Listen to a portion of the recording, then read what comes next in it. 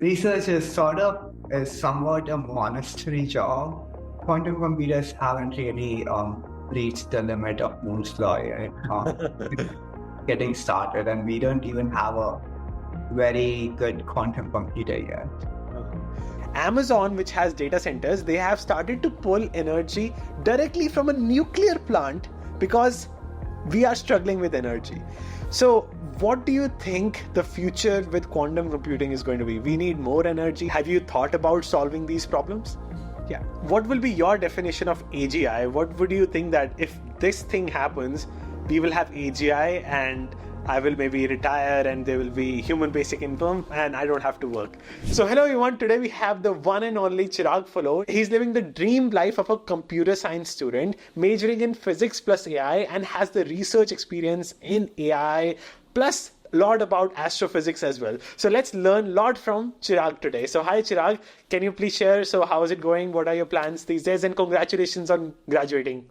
Yes, I'm excited. So I actually just recently graduated from MIT with my undergrad degree, and I'll continue there for the next semester, completing my master's, writing a thesis in quantum complexity. So let's start with your research. I read both of your papers. So can you share the mentality needed to get into research? Because if you talk about innovation that has happened in the last 100 years, the first Turing paper written was started from a research lab. Internet was developed from a research lab. Even AI was developed from a research lab. And you have been writing research papers too. So can you share what is the drive needed to get into research?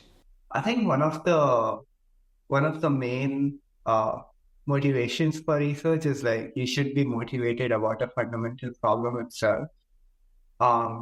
It could be like solving a fundamental physics problem, as in how do particles interact at the smallest level, or like a more computational problem, whether we can solve this problem fast and with our current computers or so on. So like a big thing is the inherent motivation that these problems seem exciting, and why would you want to work on them? And then other than that, I've also been fortunate enough to have good resources, and so I've been able to connect with like state of art techniques in any of the field which I was working in, and also with amazing faculty who have like really good research insights on what could be potential opportunities to like explore or to dive further within like a particular field of research. So that has been pretty exciting. Okay, sure. So, can you share what motivated to be in research? Does Indian education system prepare us well to have the curiosity to be in research? Yeah, actually, like my first research experience was in astrophysics. I was working with Professor Paul Schechter and trying to predict, say, configurations of quasars. Where quasars are bright star-like objects in the sky, and they are being lensed by, say, a big galaxy or a black hole in between. So in this project, uh, I actually used a lot of my knowledge about, say, like phonics sections from 11th and 12th grade. So, like, Indian education definitely prepares you with mathematical tools or just like tools in general to pursue research. Um, but I feel like you would need to have the capacity, time, and motivation to pursue research. Many people would not have a lot of motivation to pursue research, as there are like other opportunities which they might be exploring. But if research is somewhat a more monastery job, where you just have to sit down, like inherently be excited about a problem and then try to figure out what does the problem mean, what are some ways you can think about it, and like try out different techniques on it. So, you think he's trying to say is research is boring work, or it only entertains to some kind of people? It's not boring. Right? Actually, like research is among the more exciting work of the work possible, because The excitement is you have the freedom to do whatever you want. You can explore. You can think about whatever problem you want to think about. So it's pretty exciting in terms of flexibility and freedom. But it also requires internal motivation to work on like any problem you want to work on. It is pretty hard to research just based on, say, someone else motivating you to solve something. So, Okay. if yeah, people who are inherently excited about something fit very well with research. Okay. Now, what does MIT has in terms of research that is lacking in India and lacking in other universities, even in the US, that they are not able to compete at the level of MIT? For this question, I think I might be less sure about, like, because I haven't personally experienced the Indian undergraduate experience, or there's like pretty less opportunities to research in high school to start with. And other than that, I don't know how it follows up to, say, undergraduate and PhD. Um, Also, one other thing might be just like the resources might be lesser at Indian institutes. So, like if I wanted, I went to a conference in Taiwan for a quantum information conference, and MIT was able to fund my ticket and the conference cost. While like it might be hard to like travel internationally to a conference to publish your results or like to present your results to the other peers in the field. So that could be one thing. So I was like, this is also something which I'm not that sure about, just because I haven't experienced the Indian research environment and how it is like. One other thing is being able to connect with other the forefronts of research. Basically, there are so many people in the US which are, at least in the fields which I am working, much of the research is concentrated in the US. So it's more convenient to have access to other resources. Yeah, the biggest perk is like you want to maybe even research in quantum computing. Your expertise is in cryptography. You have researched on quantum computing. You can pretty much approach all of the people who are in this research, and that becomes easier, right? Yeah.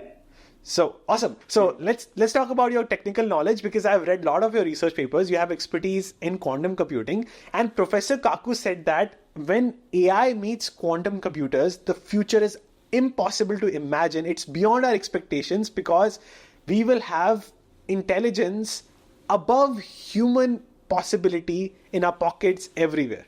Say, yeah, I would actually consider quantum and AI as like two different directions where the world is progressing. Like quantum computers give us a lot of computational advantage. So like some problems are much easier to solve on a quantum computer once we have a good quantum computer. And like on the other hand, AI is more of like taking advantage of computation resources to produce output, which is, say, more closer to applications, in one sense. So I think maybe I'll even consider like quantum computers as more hardware oriented or more low level advancements, while AI is more software and like higher level advancements in one sense.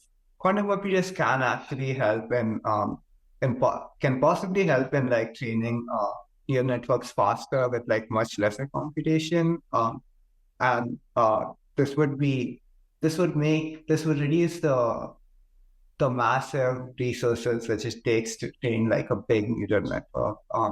So that might be the synergy between quantum and AI, where like having being able to use the computational advantage of quantum allows us to train better or much more efficient models, and which actually benefit to like real applications and in the world. True, and at the same time, quantum computing computers can help us determine if information given by AI is right or wrong, right? We can quickly calculate and fact check. If you have a facts library, we can give it to quantum computer, and AI is giving, let's say, right or wrong answer, and we can make the quantum computer do the fact check, and it can speed things up, right? I see. Yeah, that's pretty interesting. I guess like if I'm thinking then there's some quantum algorithm which do these like verification much faster than classical algorithm. So it might be helpful there. But I think uh, the current theory seems to be that like the outputs of AI are pretty hard to fact check. Basically because there are no theoretical proofs that the output of AI is correct. And it is like there has been some progress, but it is pretty hard to like give something with guarantee that this AI output is the right answer to the problem it was given. So yeah, it's like AI still has this has like much less theoretical advances in the correctness sense. Yeah, quantum computing is more about hardware, and computer science may, it's very common law which everyone has heard. It's called Moore's law, right? So number of transistors double every single year. So every year the computational power increases by 2x, right? But there are theories that we are reaching a bottleneck.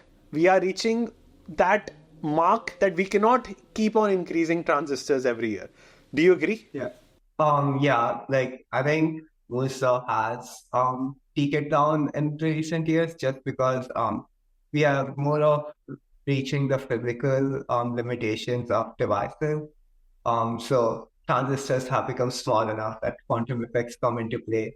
These quantum effects don't help with classical computation. So like at some point it might not be possible to fit twice as number of transistors on the same chip than before. So we have been reaching that, but maybe Moore's law also applies to say quantum computers. Then we have twice the number of qubits of like logical qubits growing every year, which might actually be much helpful to increasing the computational power of quantum computers, and that might this might overshoot the classical computation at some point.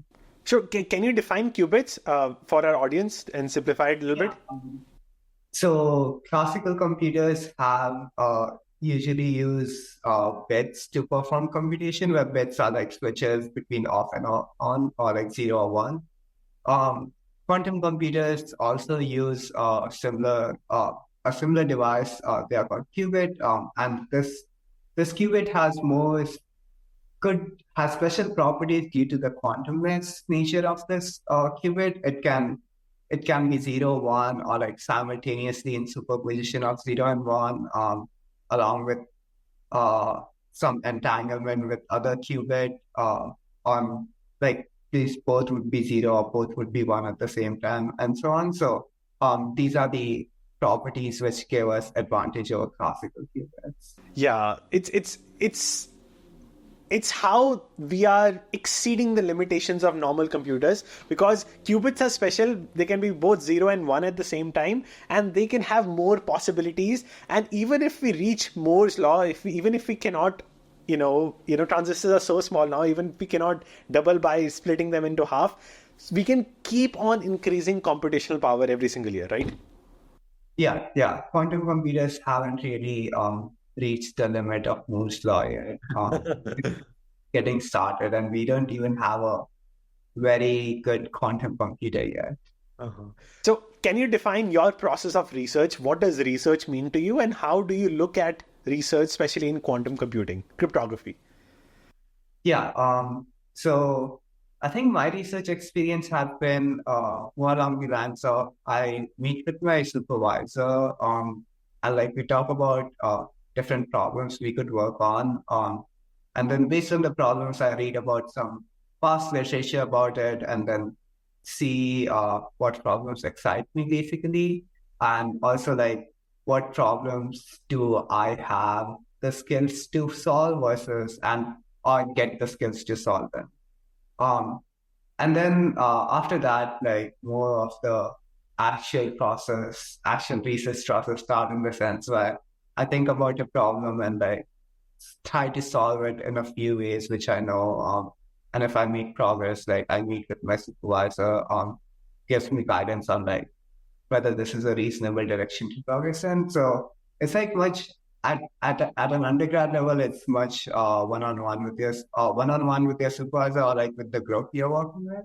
And then trying to apply the techniques you have learned from different classes or say from like 11th or 12th grade and then try to work on the problem and see what progress you're making. So, how do you react in the process when you are working on something? There is no book about it, no research paper about it. So, because as a researcher, you work on projects that are never worked upon. So, do you get scared? Oh my God, I might be wrong, I might be right, and there is no past work on that work.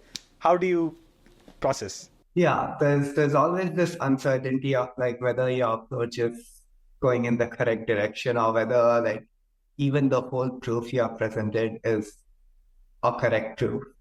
So it's always there. It's good to have like I think some intuition. You can get some intuition about the field from different papers because at least in the field I'm working with, all most of the papers have a big introduction and context behind the problem, so you can ramp up to what the current state of the field is by reading like one of these papers. And and then and in the end, like when you get some results, that's also pretty exciting because you're in some sense discovering something new which no one else has thought of. So but it's pretty exciting to find out some novel results and then share it with everyone. It's always exciting. So you basically read more papers and reach out to more advisors if you're stuck, right? Yeah. Okay. Now, more about quantum computing. Currently, in the world of AI, we are using a lot of H100 chips from NVIDIA, and we are having the biggest challenge, which is energy. Amazon, which has data centers, they have started to pull energy directly from a nuclear plant because we are struggling with energy. So, what do you think the future with quantum computing is going to be? We need more energy. Have you thought about solving these problems?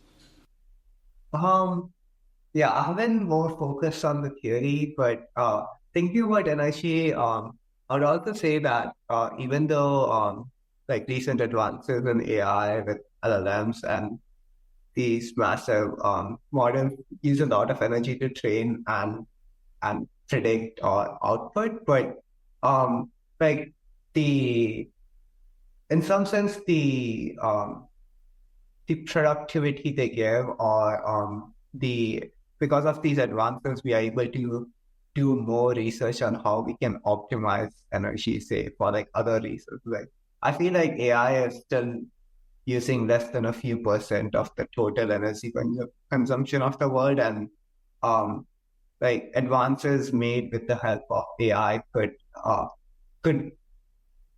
significantly increase the efficiency to offset the cost, the energy cost of AI. So, like, I don't personally think that like the energy consumption of big models or the data centers used to train and used by AI are like have been that significant so far. And I'm not sure like how efficient quantum computers would be with energy. It also depends on what the scale of quantum computers is, because they could actually give exponential speedups, which uh, could significantly offset like running the same computational on a classical computers, which takes like so much time or something. Okay, can you explain how AI is going to help us solve the energy problem? Yeah, I would think of it in motions that AI can also help with research because it increases productivity of researchers themselves. And so if someone is working on just like optimizing energy for like a particular region or distributing electricity or like making new plants at particular places, like um, being able to better optimize this with like better resources could offset like the energy used by AI. So I'm thinking more of this on a global scale rather than like a particular one-on-one correspondence. But yeah, that's also just like more of a personal. I don't I haven't researched this myself on what will be the actual impact. Yeah, the overall possibility is so positive. Yeah, the impacts are more positive as compared to negative. Yeah, I agree optimistically. Have you also researched teleporting one person to at the speed of light, the possibility with quantum? Teleportation. I guess I have studied quantum teleportation where they teleport a qubit from like one place to other place at the speed of light. Um, yeah, I guess like quantum computation use this technique of teleportation in computers itself, but uh, doing at the scale of a person might be too practically infeasible, I would say. Oh, so you think it's impossible even in the next 50 years to try to teleport a person from, let's say, New York City to San Francisco? To teleport a person, yes, it would likely be not possible in the next 50 years, I would say, or even in the next 500 years, maybe. Really? Wow. Why do you say that? To teleport a person, to quantum teleport a person, you would likely have to teleport the whole, like every atom and molecule in the person to the other place. And the fact that we haven't been able to, say, coherently stabilize, say, like a few hundred qubits. Qubits are similar to maybe atoms in one sense. So teleporting a whole person from which are makes up like 10 to the 30 number of quantum atoms would be just very infeasible. Maybe some researchers might achieve teleporting a very small thing, say like a small molecule or like a dust particle at best. So that might be like one step in teleporting a person, but it is possibly also infeasible energy wise because a person has a lot of information to transfer between two places. Wow. And when do you think we can teleport a molecule? In the next few years, maybe? I'm not sure. There might be actually recent advances of like teleporting something as big as a molecule. Like I think scientists have definitely teleported smaller things like electrons or atoms, but possibly molecules as well. Wow. So the future, like we have seen in the movies, like teleporting people from one place to another, is so far, but we still are getting closer to it. Maybe someday we can teleport a mail, like a paper, from one place to another. Hopefully, maybe soon. Yeah, possibly. Now, segueing into your astrophysics experience and research, like we are getting closer to looking at multiverse. We are getting closer to seeing planets like Earth in this multi-dimensional world. How far you think is the future of reaching to another Earth in a multiverse? Yeah, that is an interesting question. I would, I think, like probably the first steps would be trying to reach the nearby planets. So say Mars or Moon or likewise something closer where we can start sort of like a man-made habitat there, and then try to make progress. And an interstellar travel would definitely take multiple generations as the nearest star is, say, 4 light years away, but to find the nearest Earth-like atmosphere and habitat, we would have to go much further. So that might be further off, maybe in order of 1,000 years. There might be progress on actually sending ships civilization to different planets. But that's an exciting future to think about.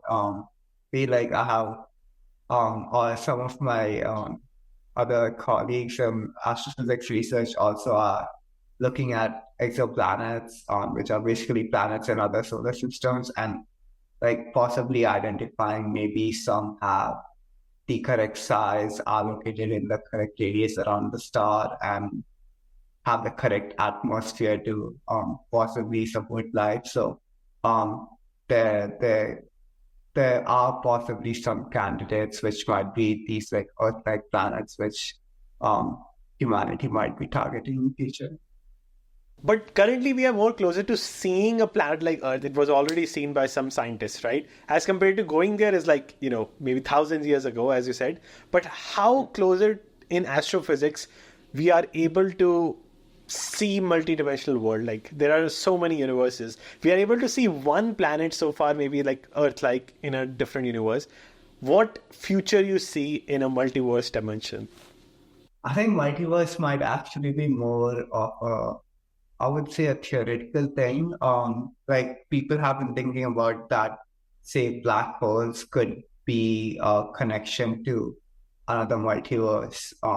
And so, but there's also the fact that like once you enter a black hole, you cannot exit out of it. So it's more like a one-way power to the other verse. But yeah, that might be much further away, and like the concrete possibility of whether do they exist and whether we'll be pursuing them is also much bigger than like actually trying to visit another planet, which we know is there. Hmm. All right. So let's come back to quantum computing. So quantum computing, we already learned that, it's much farther of reaching a bottleneck. But traditional computers are closer to reaching a bottleneck. Now, with quantum computing, what problems can we solve? So in computer science, most computer scientists know about NP hard problems, which take exponential times to solve. So do you think in in quantum computers, we will break, traditional cryptographic algorithms for sure, but are we going to be able to solve NP hard problems which take exponential time in polynomial time? Yeah, so actually my research on quantum cryptography is on pretty much similar to this topic. So yes, quantum computing can and will break algorithms like RSA or ones which rely on factoring large numbers. Um, but also none of the cryptographic protocols which are practically implemented rely on just the hardness of NP-complete problem. In fact, um, there could be a world where NP-complete problems are hard, and we have no cryptography which can be extracted out of just these hard problems itself. So NP-complete problems are like a particular set of hard problems which can be verified, where the answer can be verified easily, but it's exponentially hard to find the answer. It is hard to find the answer. Um, but so many of the current cryptographic protocols rely on something which is in between something which is easy to solve versus NP-complete. So factoring is actually not proven to be NP-complete because like it's just factoring is like you're given a large number and you want to find the factors of the number. Oh, factorization, like 7 factorial, like that. I see. Okay, so a different term. Sorry, I know fact. Okay, calculating a factorization. So factoring 7 factorial. So you're saying that factorial or factoring is not factorial. Say I give you 546. Like, how do you find the factors of it? It would be like 2 times 273 times, and then you break down 273 to like 3 and then other factors and so on. But what if like you get a pretty large number, like 95473, or like a big number? The only way to find factors of this so far which like the pretty close to the most efficient way is to search whether 2 is a factor, 3 is a factor, 5 is a factor, and so on, which will take a lot of time if the number is big. Mhm.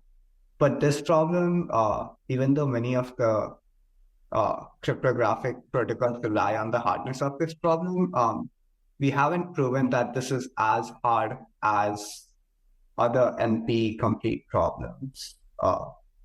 Where NP complete problems are SAT, which is satisfiability. Like given a formula, if you plug in this, what answer satisfies it?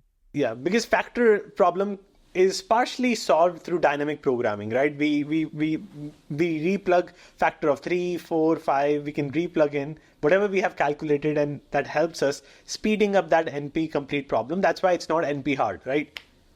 Yeah, it's not NP hard. Yeah.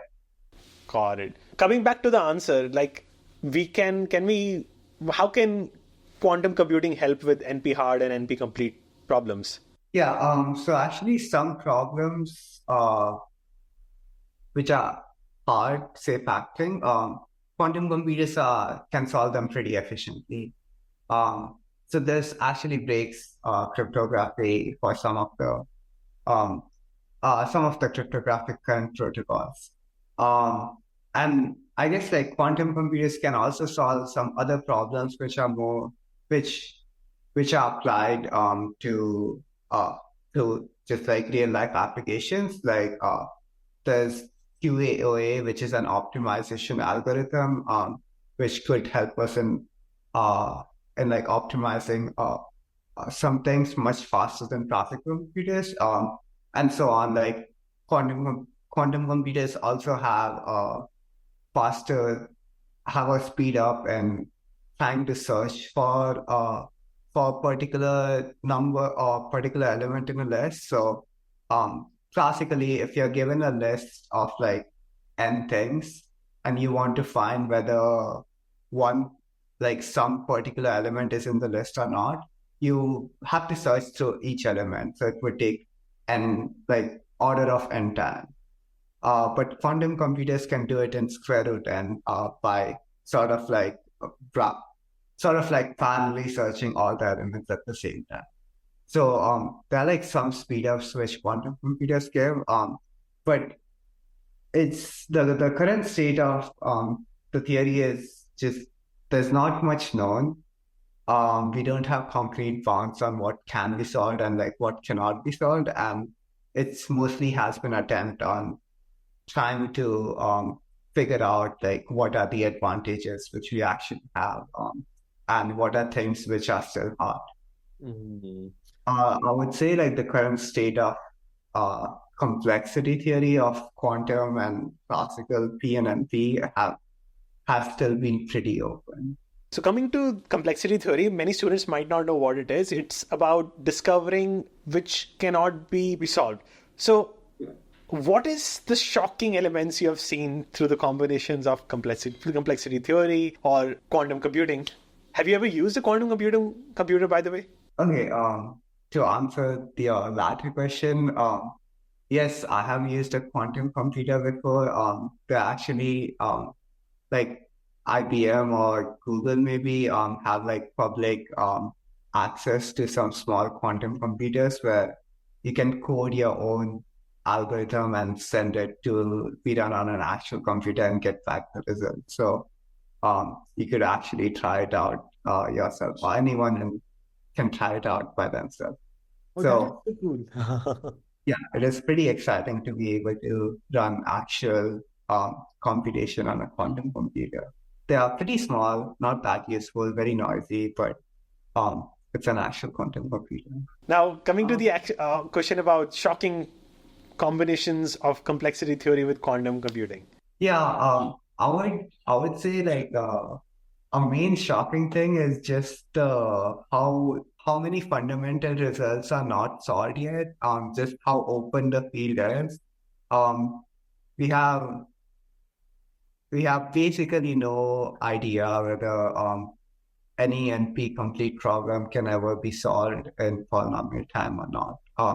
And similarly, there's this BQP class, which is like problems which can be solved fast with quantum computers, and we have no idea where it fits. Like, we know that quantum computers are better than classical computers, so like there's problems.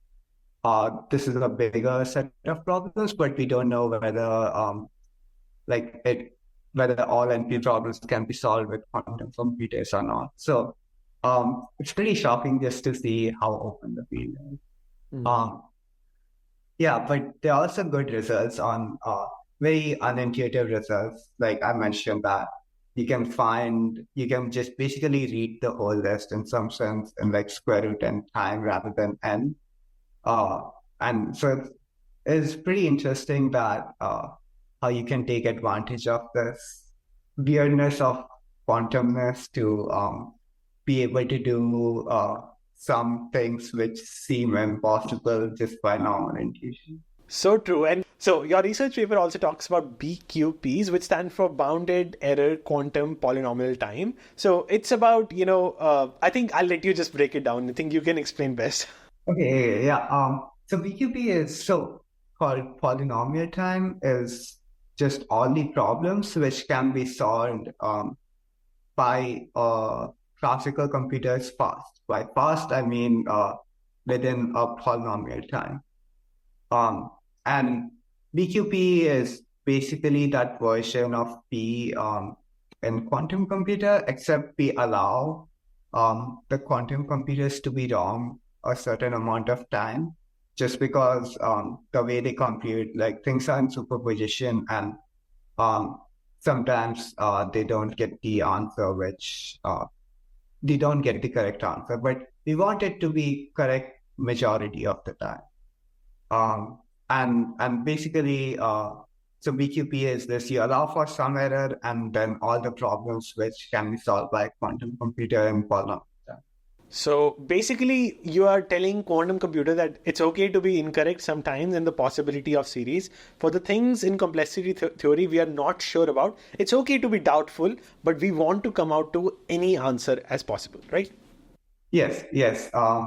We expect the quantum computer should be right majority of the time. There's also like a similar version called BPP in polynomial time where you allow the computer to use some randomness to possibly compute the result faster, and you allow it to be wrong a certain amount of like you allow it to be wrong, but it has to be right majority of the time. But how do you make sure with the answer which is majority of the times right, how do you make sure what pieces are correct, what pieces are wrong? Yeah, so one of the technique, that's more of a theoretical technique, but also like you can apply to like real algorithms is it is wrong because of the randomness. So you could ask the same question multiple times and then just take the majority answer, like the answer which comes up most of the time. And then that is like, if you do this many times, then with high probability, you're sure that this is the correct answer. But in the end, like it is not easy to verify whether this is actually the correct answer. You can just repeat and like gain and know it is correct with higher probability, like 99% or 99.99%, and so on. So doing the same problem multiple times and playing the game of probability. Yeah. Have you implemented it when you were using quantum computer from Google or IBM online? Have you tested it? Like when you actually run a particular thing on quantum computers, I think they run it maybe like 1,000 times and gives you the distribution of answers which were output, and then you can conclude from that like which was likely the correct answer. Oh, it's fast enough to do that all at once. And yes, and just like the computers are fast. You can like ask it the same questions many times in a few milliseconds and get all the answers. Now, when you use quantum computer, like if you want to give advice how to use the best way, what are the ways it can be misused? Can you talk about that? Yeah, the current quantum computers are pretty noisy. So that means like they're wrong a lot of times, basically. And so it is pretty hard to actually get something concrete out of them or something which cannot be done with classical computers. So right now, quantum computers are pretty much in the initial stages, and it's hard to prove their prove their applicability beyond the classical computers. So, but possibly there would be advances soon, and then they would become a much more useful resource to the general public. How do they make sure that people are not misusing, even though it's noisy, even though it can be wrong, but how do quantum computers are making sure, or IBM and Google is making sure that we are not misusing it, and maybe hacking passwords, breaking algorithms, and brute forcing. Yes. Right now the computers are so small that like they don't have that much computational power to be of any use. Um, but maybe later on when these get advanced enough, then there might be more restrictions on whe- on whether someone can use that or not. Like even currently, some of the more advanced quantum computers are restricted to researchers, and you have to get like a permit to be able to use them, or just get or you have to be a researcher to have access to them. Basically, general public don't have access to the better computers so far. So like right now, there are already restrictions in place. Since you have read so many research papers in the history of quantum computing, can you summarize us like how we led to the discovery of quantum computers, what papers and research areas it took to be where we are right now? Because history teaches a lot. So I think like the first mention of quantum computing was by Richard Feynman that uh, who said that basically the nature performs computational in a quantum manner. So the best possible simulation of nature, or the best possible computers in one sense, will be a quantum computer. Um, so that was in like the speed is actually pretty recent. So like everything has happened only in the last century.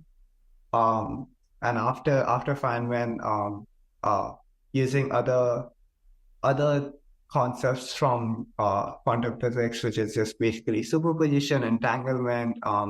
There were thoughts on how can we, or just like how can we model the quantum form of computation, which gave rise to theoretical concepts like BQP, or quantum problems. And then recently, I mean, in 2023 and 2024, there have been advances in thinking about problems which are inherently quantum. So BQP is like more, the problems are still classical. You have some classical question that like I want to just what is the answer of this thing, and you get the answer. But recently there have been thinking about inherently quantum problem, which is more like you take this state and then transform it to this state, or transform it to some way like this. And then you have to work with purely quantum things to do that. So um, there there have been recent advances in that basically, and now there's also the fact that quantum breaks cryptography. So what what protocols can actually be secure against quantum computer, and like just how can we find a quantum secure um, cryptographic universe so that we can just have all the benefits of cryptography, but and also the benefits of the faster quantum computation. It's so amazing that we are red teaming and blue teaming at the same time. We are bringing the positive influence and cutting down the negative influence of quantum computing at the same time, and we are making sure if if China comes with quantum computer faster, we are ready to transition into quantum safe algorithms. Yes, yeah. That's mostly the fact with any technology, right? Like even like we are taking advantage of the recent developments in say AI and also trying to be AI safe or like have there's a lot of research in AI safety about just trying to mitigate the risks of for powerful AI. But at the same time, we haven't been able to do perfectly with AI. Because of AI advancements like deepfake, your voice being used, there are more financial scams happening in the industry. And we still haven't been able to prevent that. Even if I talk to my Chase bank account, even if I use an AI voice as my voice, it says, "Oh, you're verified on Chase Bank." So we haven't been fast enough, if I say, for AI. Yeah, I guess that has been true. So more steps have to be taken to be more secure against Yeah. like with new tools which scammers also have access to. Now, I want to ask you, what is your opinion about OpenAI releasing levels of AGI? So, OpenAI released a document which says down 5 levels of AGI. Level 1 is chatbot, level 2 is reasoning, level 3 is agents, level 4 is innovator. That you give it, let's say, transform a paper, it will give you a paper on GPT-2 or 3.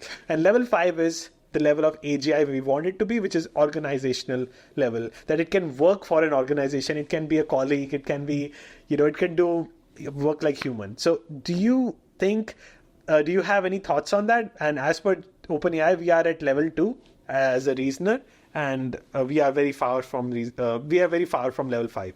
I see. Yeah, this is more of speculation, I would say. Like I personally don't have much expertise in this topic, so um, I I think the advances from say like level 1 to level 2 have been pretty great, and like which opens up new possibilities of just using AI as a tool. Like previously, AI was used in many places for say classification and other tasks, taking off some work from humans, and now it can generate its own output, which helps it to be more helpful to other to the users basically. So I guess like the next advancement would be like might also be pretty impactful, and it's actually pretty hard to think about like what might be the um like the conclusions or the impact on it. Yeah. What will be your definition of AGI? What would you think that if this thing happens, we will have AGI and I will maybe retire and there will be human basic income and I don't have to work? So what is your definition? People have so many different definitions. I'm actually unsure about the definition that like humans won't have to work because I feel like humans likely have the innate desire to be say to be useful or to be doing something. So like I think like the work of humans might just transition to something which we don't think of work as of now. But like I think I would classify AGI as like some level of just being say similar about the level of human mental competence and like all possible ways one can define mental competence, I guess. Yeah, people keep finding, more ways to be important. Now, let's move on to the third section of the podcast. So, how can people be the next Chirag and have the same level of curiosity in their minds? Because I think in India, the biggest thing that is lacking is being curious. Because in India, we appreciate people if they memorize things. Like, for example, if someone memorizes some holy religious book or memorizes, let's say, a poem or memorizes something which can be easily Googleable. Here, there is no marks given for memorizing. It is more for points and more about critical thinking. So, can you share the best ways to learn new technologies and be a better researcher? Yeah, I think one of the fundamental or one of the required skills of researchers is to be able to produce novel insights. Just like sure, many people have thought about some problem already. So to make progress, like many researchers have to resolve to something just which has never been tried before, and that is just basically how research progresses. So it is pretty important to be creative in that sense, to try out new things. It could be creativity in trying out things from a different field to this, to like a new field. And that's basically like what I have did in many of my research projects, is to bring insights from a completely different field or completely different subject to like the problem I'm working on. So I like creativity basically is like a pretty important aspect of research. And I guess like I would say memorization is a skill, even though it's maybe memorization is not directly relevant to doing research, but like also just the desire to learn about new things, or if when you mention like learn about new tech, that would be like I think just the desire to learn something new is pretty important, because that will make you curious, and then also motivate you to like work on whatever you're working. That's also great. And finally, also just I guess the ability to learn new things, in one sense, just because you have the desire helps, and then being able to catch up on some new concept, or some using some new technology, and uh, in whatever problem you were working on and whatever area you're working on, or just even if you're in industry, then like catching up to the new tech, and trying to apply to the aspects of your work might also be pretty helpful. Like change is basically one of the driving factors. Yeah. Wow, I've been making notes. So now the best part, you said that creativity comes when you keep on trying new things, but it gets monotonous. So I'm sure there must be times when you're like, oh no, it's boring. It's the same thing again. How do you bring that motivation to do even if it is boring sometimes? Yeah, that does happen in research. For me, I have been like switching around a few different fields. So if like a particular aspect has been going, I could work on my own different classes, or just like the other research problem, and then come back to it when I'm really excited about the problem. But it is something to counter on like just having that drive and keeping that drive throughout the problem, because research is more like a marathon rather than a sprint. So you would want to work on the problem continuously for a long time to make Yeah. significant progress. True. And that's the reason, like, all the big innovations, 90% of them have come through research labs because they are highly motivated. Now, an important question is, how do you measure impact of a research paper? Some people measure it, oh, it went to a big publication, so it is impactful. How do you measure your research impact? I think from I guess like one would be just like how much impactful, as in like how much it advances the research field basically. So like if some problem has been people have been stuck on a problem for a while, and then you make advances to it, that's pretty impactful, because it moves the field ahead. And I guess like another thing would be just like direct practical applications of research. So say in like quantum cryptography, like one is thinking about uh, how do we find such problems uh, which let cryptography exist, is hard for quantum computers to solve, so that we can avoid the fact that quantum computers will replace or will break cryptography basically. So this is more of like real world impact, where you're like to you want to solve this problem, so that because there's like a real world problem which is going to happen, and you want to target that. So I that's the another aspect of impact. And yeah, different, like one is more practical and the other is more fundamental in some sense. So like impact can be measured in different way. Like I think majorly working on research problems which excite you has been the go-to for me. Wonderful. So, what's the biggest problem you think you can solve? Is it like, because people say with quantum computing you can solve new medicines, treatments of diseases, optimizing the traffic, financial modeling, making the transactions more secure. So there are so many applications. What problem brings you the most drive that you want to solve? I think I've been attracted mostly because of the theoretical implications. Because fundamentally, we know that nature works in a quantum sense. So we know that nature's model of computation is quantum. So, like, what is the power of nature's model of computation? And like, what can we solve with it, and what can we know for sure is hard even for quantum computers or basically any computers to solve. So, that's like it is. It's a pretty fun, like, I feel it's a pretty fundamental question on just like what can actually be computed, and that's what excites me about the field.